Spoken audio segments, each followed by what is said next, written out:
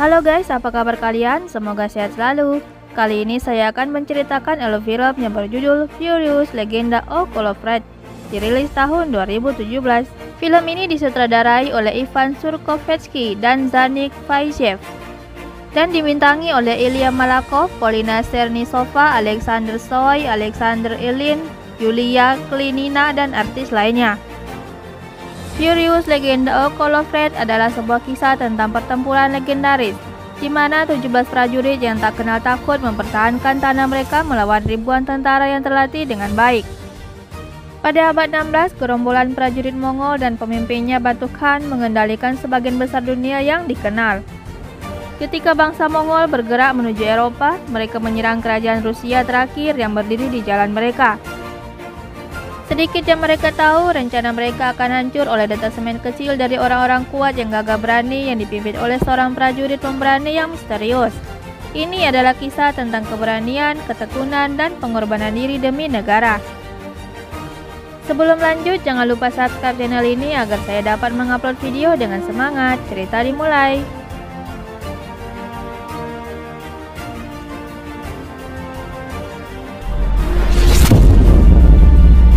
Film dibuka dengan narasi yang menceritakan Evpathy Colorfred baru lahir. Bangsa Mongol yang dipimpin oleh Genghis Khan menghancurkan prajurit Rusia di Kalki. Pemimpinnya tertangkap dan diikat ke rakit dan berlayar sampai mati. Cerita berlanjut di Kerajaan Ryazan 13 tahun kemudian. Pagi itu pasukan dari Kerajaan Ryazan ingin membalaskan dendam atas penyerangan yang telah dilakukan bangsa Mongol. Evpathy Colorfred yang saat itu baru berusia 13 tahun ingin ikut berperang. Ia membujuk kakeknya yang bernama Radmir dengan memperlihatkan keahlian dengan memakai dua pedang. Sang kakek melarangnya ikut dan memerintahkannya untuk menjaga Nastia. Nastia adalah gadis miskin yang diambil dari kerajaan yang sudah dihancurkan oleh bangsa Mongol. Nastia pandai meniup alat musik yang terbuat dari kayu. Ia berusaha menghibur Colorfred yang masih dalam suasana berduka. Menurutku mungkin karena orang tuanya sudah tiada karena tidak ada cerita orang tuanya di film ini. Di jalan, tiba-tiba mereka diserang oleh pasukan Mongol dan Nastia terkena panah di lehernya. Colorfred menyuruh Nastia lari, kemudian ia nekat ingin membantu kakeknya.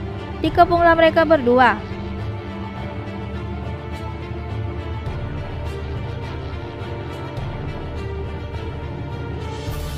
Kakeknya menyuruhnya lari, tapi dia malah mengambil pedang.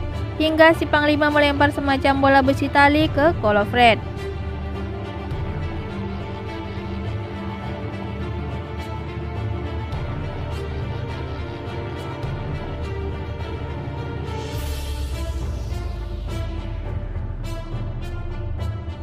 Tiga 13 tahun berlalu.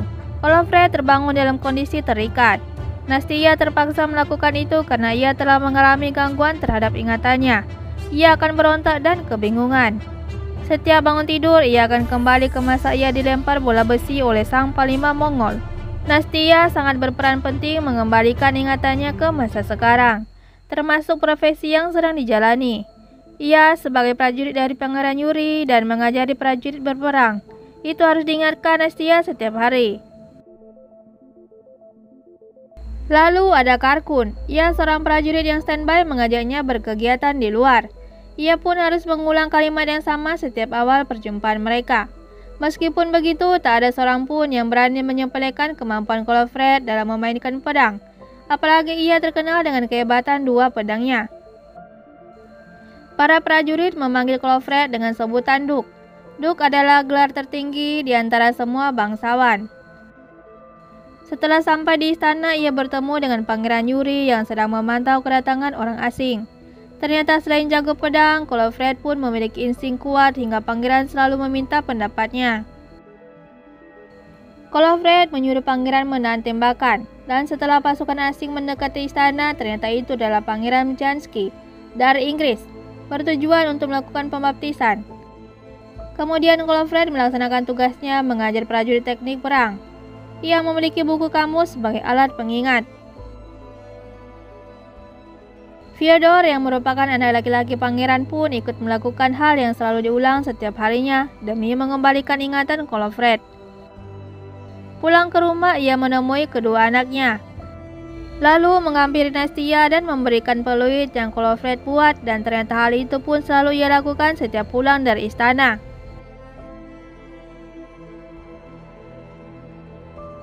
Hari itu ada acara pembaptisan bagi cucu pangeran anak Fyodor.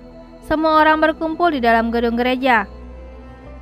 Tak lama seorang penjaga berteriak mengatakan kedatangan horde atau bangsa Mongol sedang menuju Ryazan.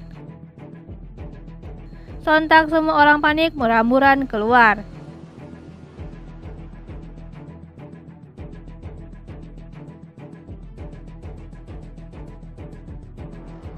Lautan manusia dari bangsa Mongol berkumpul tepat di depan kerajaan Ryazan. Masyarakat panik memaksa ingin keluar dari sana. Semua penjagaan diperketat dan tidak ada seorang pun yang boleh meninggalkan Ryazan. Pangeran mengumpulkan para pejabat untuk mencari solusi dalam upaya menghadapi bangsa Mongol, mengingat pasukannya terlalu banyak dan mustahil melakukan perlawanan. Maka semua sepakat dengan usul Vasili akan membayar upeti besar demi peredam amarah. Pangeran memilih beberapa utusan untuk pergi bernegosiasi. Vasili, Fyodor, dan Kolofred yang malah menghilang. Kolofred awalnya sembunyi di balik tiang, kemudian ia menghilang karena takut diikutsertakan dalam misi tersebut. Kolofred bergegas pulang. Di perjalanan ia melihat hampir semua masyarakat panik ingin keluar dari kawasan Ryazan.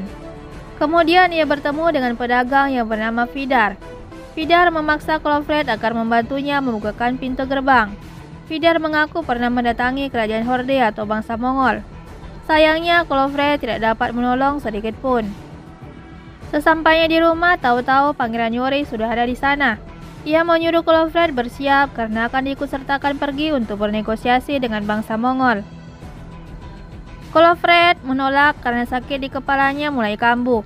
Namun pangeran tidak bisa menaruh kepercayaan kepada Fyodor yang cepat emosi dan Vasili yang hanya berpikir tentang uang dan emas, dan akan membuatnya menjadi semakin rumit. Tiba-tiba Nastia datang bersujud memohon kepada Pangeran Yori agar tidak menyuruhnya pergi, karena suaminya mengalami masalah dalam ingatan. Kolofred membawa Nastia keluar, kemudian pangeran pamit pergi, barulah Kolofred menyetujui perintahnya. Prajurit mulai bersiap-siap menaikkan upeti ke atas kereta. Kolofred bertemu kembali dengan Vidar yang telah mengaku pergi ke horde atau bangsa Mongol. Akibatnya ia pun dipaksa ikut rombongan. Lada merupakan asisten Nasti. Sengaja disuruh ikut mendampinginya karena Kolofred butuh seseorang untuk mengembalikan lagi ingatannya ketika pertama kali bangun dari tidur dan membawa bukunya. Mereka pun akhirnya pergi meninggalkan kerajaan menuju ke tempat perkumpulan bangsa Mongol. Masuklah mereka ke dalam tenda utama dan mulai melakukan negosiasi di hadapan Pangeran Batu Khan, sang pemimpin bangsa Mongol, dan mereka diundang untuk makan. Vasili bertanya apa yang diinginkan oleh Batu Khan dari Ryazan, tapi dia mengatakan dia tak meminta apapun, tapi Ryazan datang sendiri. Sambil melihat peta, ia mengatakan Ryazan akan menjadi kota pertama Rusia dari Khan Agung. Negaramu membutuhkan penguasa hebat, dan yang bersujud di hadapannya akan makan enak. Namun Fyodor yang biasanya cepat emosi dengan tegas menolak permintaan Pangeran Khan. Kolofred mengambil kendali berusaha meluruskan ucapan Fyodor yang dapat menyulut kemarahan Pangeran Khan. Terpaksa ia mengatakan kata menyerah. Kemudian Kolofred disuruh ke depan. Khan memberikan tita yang diisi di tempat bungkusan emas. Tita itu berisi surat perlindungan sehingga bangsa Mongol tidak bisa menyentuh atau membunuhnya selama mengenakan kalung tersebut. Dapat meminta dari setiap pangeran di bawah kekuasaan Khan, kuda, gelar, dan peralatan. Kemudian mereka disuguhkan dengan tarian Mongol. Di bawah meja ternyata kakek Kolofred masih hidup. Telah ditahan selama 13 tahun. Mereka semua berontak keluar dari kolong meja karena sudah tidak tahan dijadikan alat penyangga. Sehingga pasukan Kolofred harus melakukan perlawanan demi melarikan diri dari sana.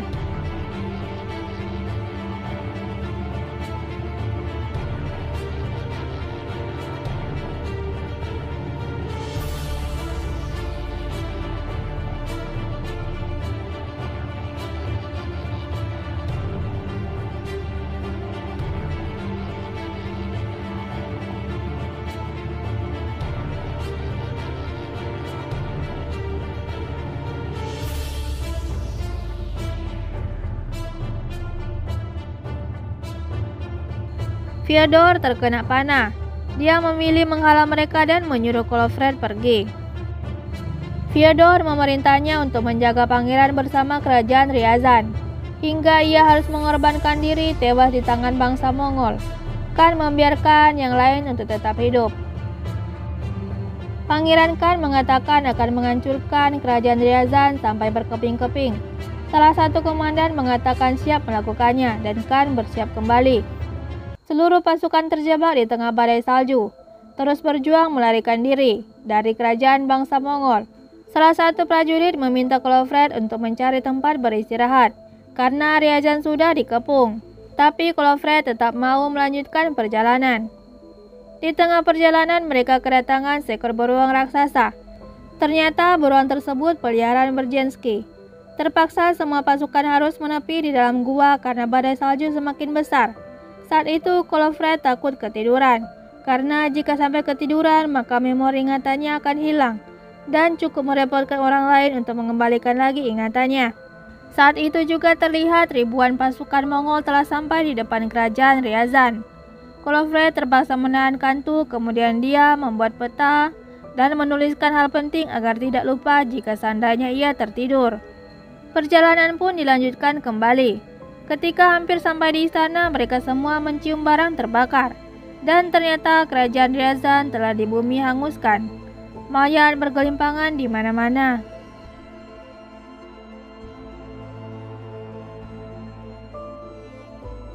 Cerita kembali ke situasi di mana bangsa Mongol menyerang Ryazan dengan sangat brutal.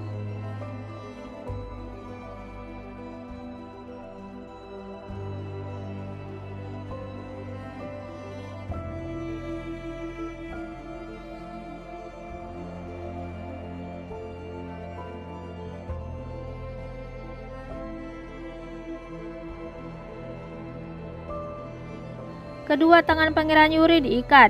Mereka menyeret ratu dan sang putri nekat menolong ayahnya, tapi ia ditebas sampai tewas.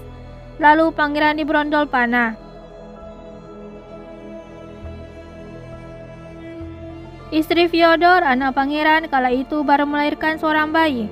Ia yang baru dibaptis sebelumnya, lari menuju benteng, kemudian menjatuhkan dirinya ke bawah. Kolofred menghampiri rumahnya yang telah hangus. Ia menemukan peluit sang istri, kemudian membayangkan bagaimana Nastia bersama dua anaknya tewas terbakar.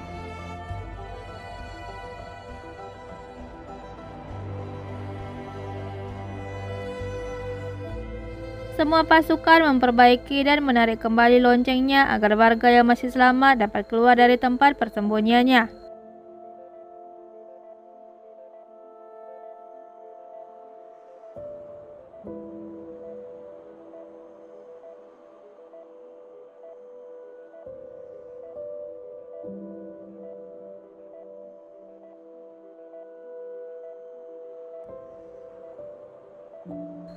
Sayangnya suara lonceng tersebut malah mengundang kembali pasukan Mongol datang menyerang.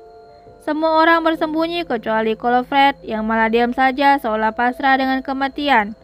Mereka berencana menggantungnya dan mengambil peluit istrinya.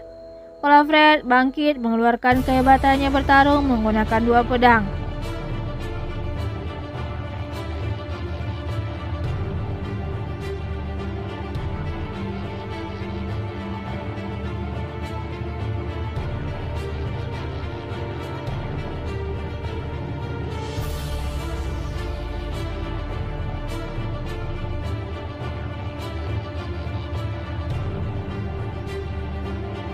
Perlahan, pasukan dan warga keluar dan ikut menghabisi tentara Mongol.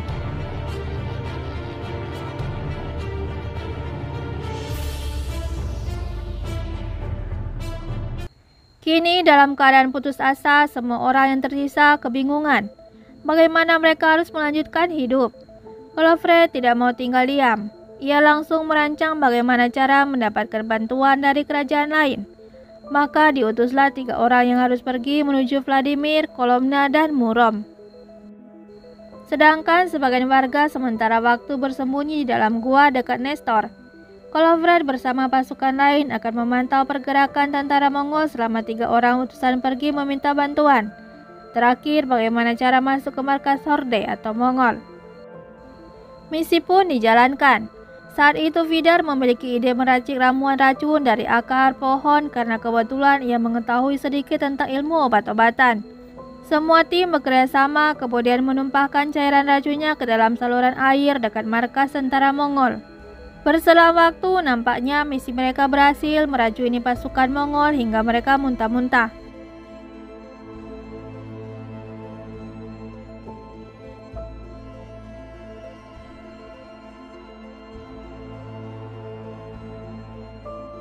Kalau Fred merobek sedikit kertas dari tabung yang sebelumnya diberikan oleh Khan, ia tempelkan ke dalam busur panah dengan tujuan ingin memancing tentara Mongol naik ke atas gunung. Ketiga utusan sedang dalam perjalanan meminta bantuan ke masing-masing kerajaan. Nampaknya ada satu orang kelelahan hingga ia tertidur di atas kuda. Tentara Mongol berhasil terpancing. Kalau Fred berdiri sendiri di tengah lapang, sedang yang lain bersembunyi di balik pohon. Langsung menyerang dengan panah, mereka langsung mengambil makanan dan barang-barang pasukan Mongol itu.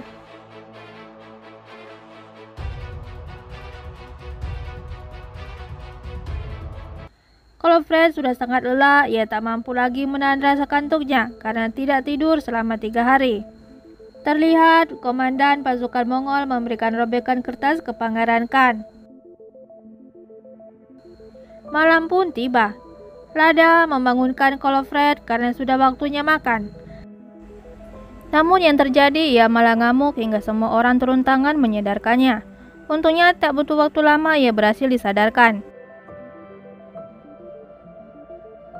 Lada menangis karena tidak mampu menjalankan amanat dari Nastia. Salah satu utusan telah sampai di kerajaan Vladimir, menyampaikan tentang serangan dari bangsa Mongol. Awalnya Vladimir bersiap-siap mengirimkan bantuan pasukan, namun setelah mengetahui yang tersisa dari kerajaan Ryazan hanya sekitar 20 orang panglima perang, ia mengurungkan niatnya dan tidak jadi menolong. Si utusan itu langsung diusir dari sana. Utusan yang kedua sudah berada di kerajaan Murom. Ia pun mengalami hal yang sama, sang pangeran tak ingin memberikan bantuan tentara, namun ia hanya bisa menolong dengan memberikannya seekor kuda. Karena berperang dengan Mongol di tempat terbuka sama saja mencari mati, katanya. Sedangkan utusan ketiga ia masih tertidur sehingga membuat kudanya bingung dan malah masuk ke jalur kiri, di mana pasukan Mongol berada. Padahal sebelumnya dia disuruh belok kanan untuk sampai ke Kolomna.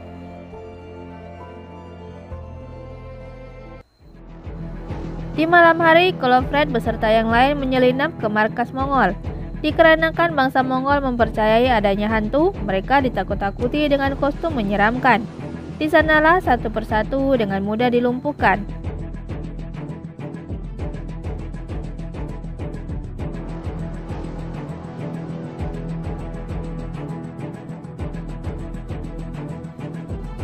Kemudian meluncurkan ratusan bola api ke arah markas, membuat musuh kalang kabut.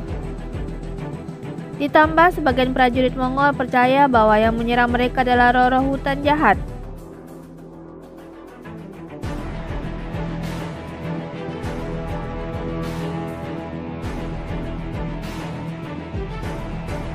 Salah satu komandan mendapat panah yang ada robekan kertas yang sebelumnya diberikan oleh Khan dan memberikannya kepada Khan kembali.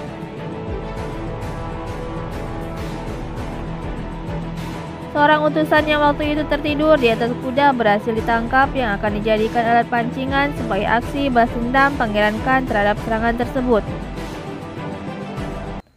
Semua cukup bergembira. Selain berhasil menghancurkan markas Mongol, mereka pun berhasil mendapatkan beberapa makanan dan minuman.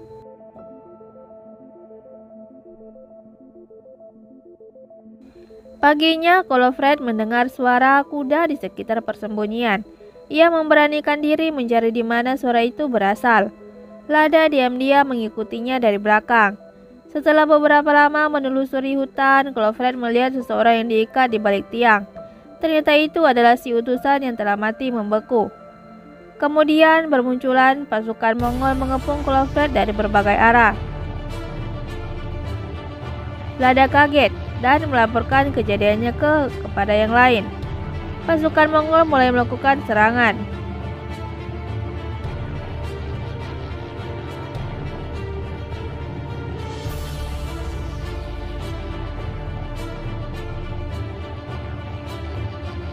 Dari arah lain ada si Panglima Mongol melemparkan bola besi ke arahnya.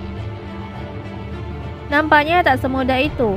Kalau Fred mampu membaca pergerakan serangannya, karena itu dia juga pernah mengalaminya waktu kecil dulu. Saat itu datanglah tiupan angin salju sangat kencang, dan seekor beruang raksasa muncul, mengoyak para prajurit Mongol, hingga mereka ketar-ketir langsung kabur pergi.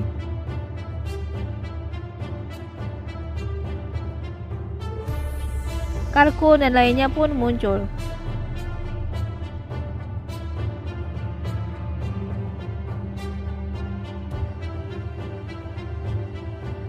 Panglima melaporkan kegagalan penyerangannya ke prajurit Ryazan.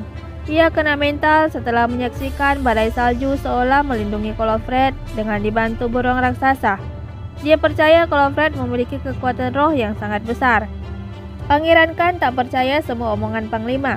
Ia perintahkan segera sembuhkan semua mental prajurit di hal-hal goib dan bersiap menyerang balik musuh tanpa ampun. Para pejuang Ryazan kini sudah berada di titik akhir. Dikarenakan gagal mendapatkan bantuan dari kerajaan lain, maka Kolofred menyusun rencana menyelamatkan anak-anak terlebih dahulu menyeberangi sungai. Sementara itu, sebagian pasukan terus memantau pergerakan musuh. Setelah dipastikan anak aman, maka Kolofred beserta yang lain akan menyusulnya. Karkun dan Lada menjadi orang yang dipercaya Kolofred membawa anak-anak pergi ke arah sungai. Sedangkan yang lain membuat benteng pertahanan seadanya, berjaga-jaga hingga seandainya pasukan Mongol berani naik gunung. Berjam-jam lamanya mereka menunggu di balik tubuh yang nyaris membeku dan fisik yang mulai melemah. Akhirnya mereka harus disuguhkan pemandangan yang sangat luar biasa. Jutaan pasukan Mongol sudah menunggu mereka di balik bukit.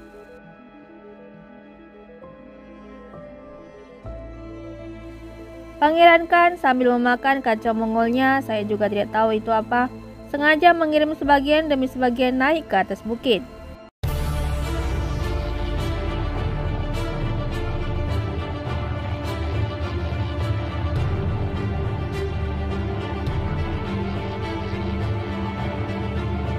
Kolofred bersama yang lain akan menghalau ribuan tentara Mongol demi memastikan Karkun sudah benar-benar membawa anak-anak pergi menjauh menyeberangi sungai.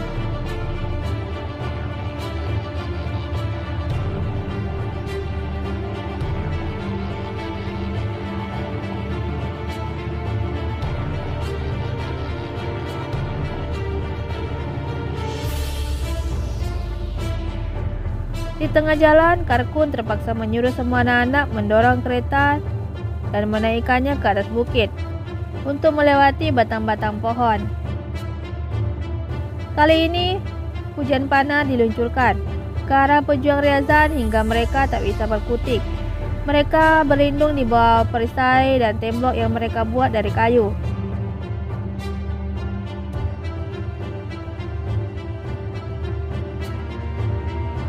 Si Panglima mengajukan diri ingin naik ke atas bukit.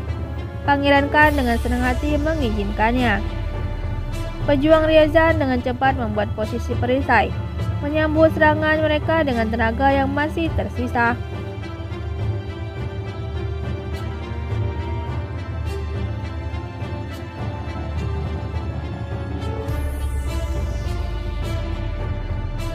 Kolofred menyuruh membentuk formasi melingkar ketika melihat prajurit Mongol datang dari segala arah.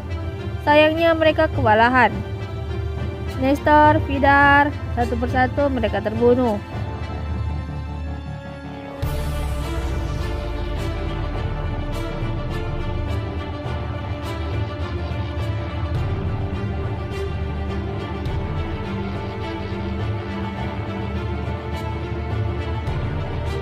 Dipertemukanlah dengan momen di mana Kolofred akhirnya bisa bertarung melawan si Panglima. Mengeluarkan kedua pedangnya, kemudian ia menebas leher si Panglima, yang akhirnya diketahui namanya Kostofral, sampai kepalanya putus. Khan terdiam. Kini Karkun bersiap-siap akan menyeberangi sungai. Semua anak-anak berusaha membantu membuka tali layar yang telah membeku dengan meniupnya.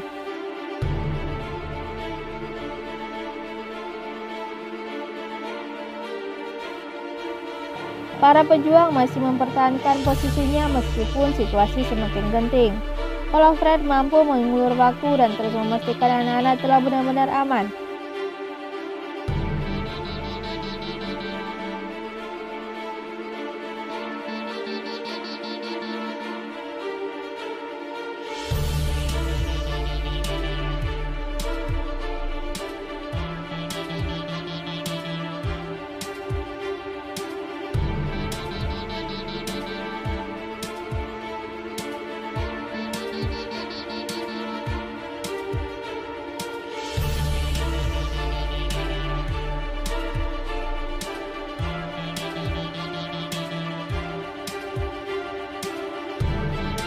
Pangeran Khan ingin bernegosiasi menawarkan apa yang diinginkan Kolofred dalam posisinya sekarang. Setelah Kolofred yakin Karkun sudah membawa anak-anak ke tempat aman, ia berani menolak tawarannya. Ia semakin menentang pasukan Mongol untuk maju ke atas bukit. Pangeran geram dan merasa terhina. Dia keluarkan senjata katapult besar sebagai serangan terakhir menghabisi pejuang Ryasan.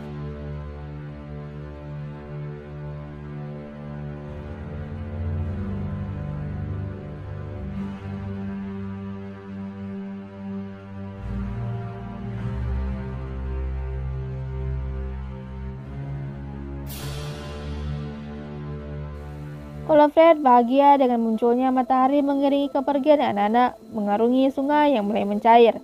Ia sudah serahkan hidupnya terhadap kematian.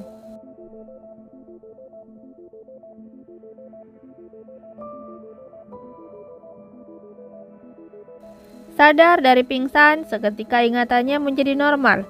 Ia tak harus mengalami kembali ke masa lalu.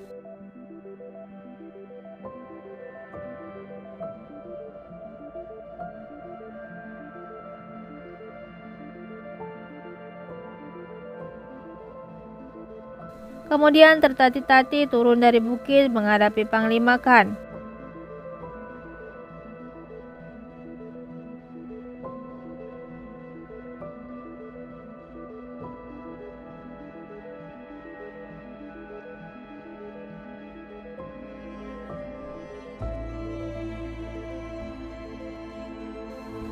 Tubuhnya ambruk.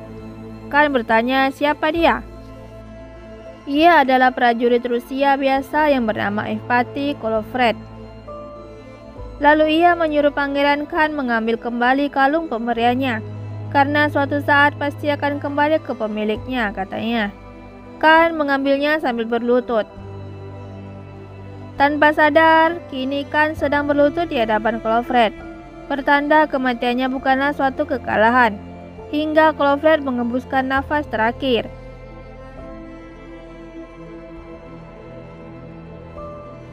Khan bergetar menyaksikan sosok Evpatij Kolofred.